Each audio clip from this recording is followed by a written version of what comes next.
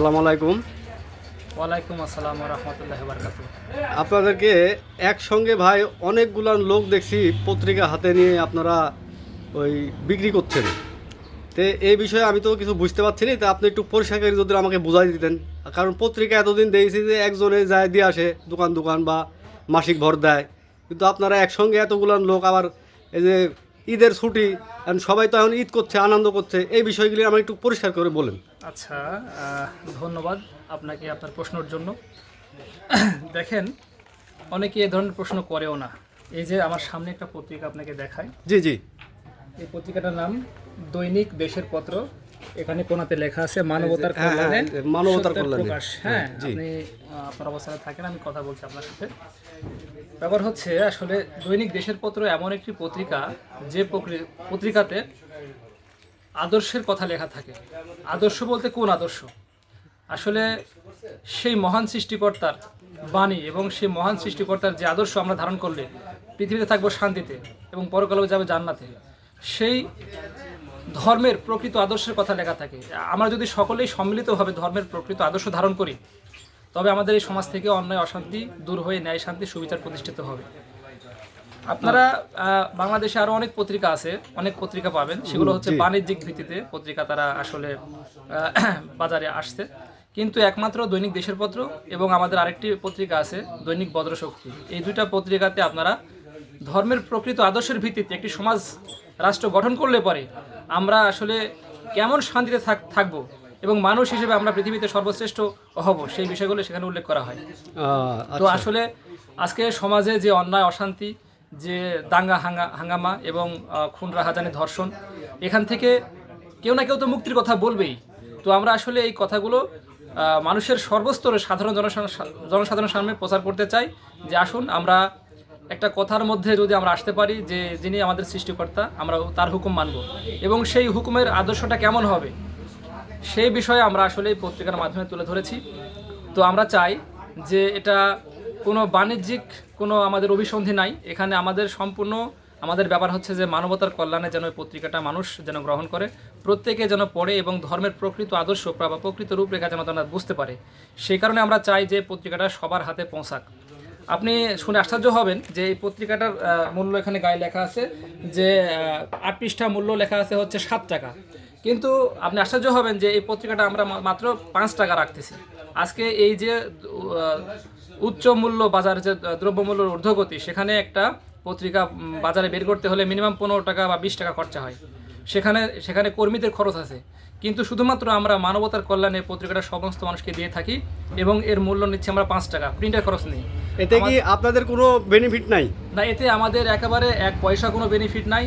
আমরা মনে করি যে আজকে সমাজে যে মানুষ এই যে ধর্মের নামে বিভিন্ন শ্রেণী পেশার মানুষ বিভিন্ন তারা কাজ ধর্মের কাজ করছে, যেমন নামাজ পড়তেছে, রোজা রাখতেছে, কেউ হজ করতে যাচ্ছেন, বিভিন্ন তারা ধর্মের কাজ করতেছেন, অর্থাৎ ওনারা এটাকে ইবাদত মনে করতেছেন।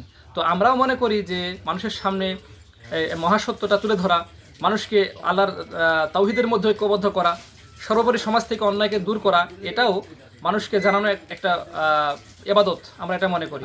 সুতরাং এই কারণে, শুধুমাত্র এই কারণেই আমরা ঈদের এই আনন্দের দিনে সবাই যেমন অন্য অন্য দিকে যেমন বেড়াচ্ছে, কেউ ঘুরতেছে, কেউ আনন্দ করতেছে, তো আমরা আমাদের আনন্দটা আসলে খুঁজে পাই যে এই মহাসত্য মানুষের সামনে তুলে ধরার মাধ্যম দিয়ে।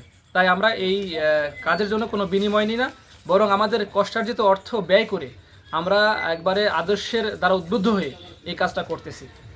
আচ্ছা আচ্ছা, তাহলে এখানে বোঝা যাচ্ছে যে আপনাদের যে এই যাবৎ যতগুলান ধর্ম নামে অনেক তো দল আছে, তাই না? জি জি তো এই দলের মতো তো আপনাদেরও একটা দল, তাই নাকি? জি জি। তাহলে এই বিষয়ে যদি কিছু বলতেন। হ্যাঁ, যে আলহামদুলিল্লাহ, আপনি খুব ভালো প্রশ্ন করেছেন যে আসলে আমরা আদর্শটা পেলাম কোত্থেকে। জি জি। যেটা বলতে চাচ্ছি, জি। ব্যাপার হচ্ছে যে বাংলাদেশের একটি অরাজনৈতিক আন্দোলন হিজবুত তাওহীদ। আচ্ছা।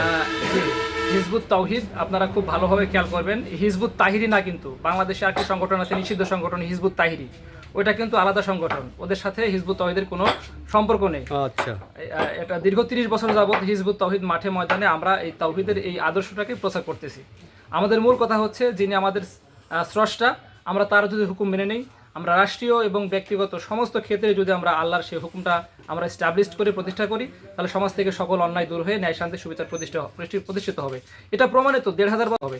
এটা প্রমাণিত 1500 বছর আগে আল্লাহ রাসূল এটা প্রয়োগ করে তিনি দেখাই দিয়ে গেছেন, সমাজ থেকে সকল অন্যায় অশান্তি দূর করে দিয়ে গেছেন।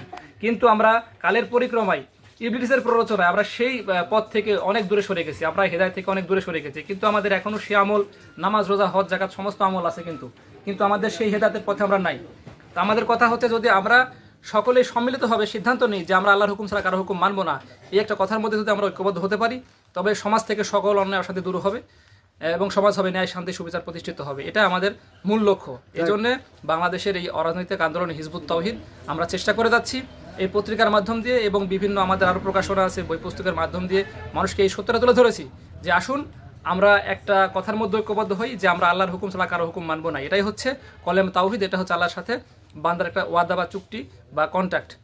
সুতরাং আসেন আমরা এই পত্রিকাটা পড়ি এবং পত্রিকার মাধ্যম দিয়ে সত্যতা আমরা উপলব্ধি করি এবং আমরা সমাজ থেকে অন্যায় অশান্তি দূর করি। তাহলে আপনার কথা শুনে খুব ভালো লাগলো, কিন্তু আমি দেখতে পাচ্ছি যে আপনাদের অনেকগুলানি ভাই আছে এখানে, সব ভাই তো আপনাদের এই মানে আপনারা সবাই ঐক্যবদ্ধ সব? জি জি। আচ্ছা আচ্ছা, তাহলে এখানে আপনাদের কোনো বেনিফিট নাই? না, আমাদের কোনো বেনিফিট নাই। এই যে আশ্চর্যের ব্যাপার হচ্ছে যে আপনাদের বেনিফিট নাই, কিন্তু যে ঈদের বাজার সবাই ধরেন যে ঈদের আনন্দতে মেতে আছে, আর আপনারা পত্রিকা লিলি মানুষের দুয়ারে দুয়ারে ঘুরে বেড়াচ্ছেন।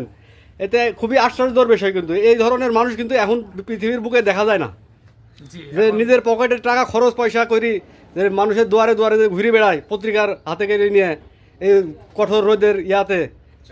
আসলে অবিশ্বাস্য বিষয় এগুলা। জি জি, এ বিষয়ে আপনাকে আমি আরেকটু বলি। সেটা হচ্ছে যে আসলে সত্য এমন একটা জিনিস, যখন কোনো মানুষ কোনো আদর্শকে ধারণ করে, তখন সেই আদর্শ দেখে সেই জাহেলিয়াতের সমাজে যদি কোনো মানুষ হঠাৎ করে দেখে, সে কিন্তু আশ্চর্য হবে, এটা স্বাভাবিক। আজকে সারা দুনিয়াতে যে আদর্শটা চলতেছে, এটা আল্লাহ রাসূলের আদর্শ নয়, কেবল সম্পূর্ণ বিপরীত একটা আদর্শ।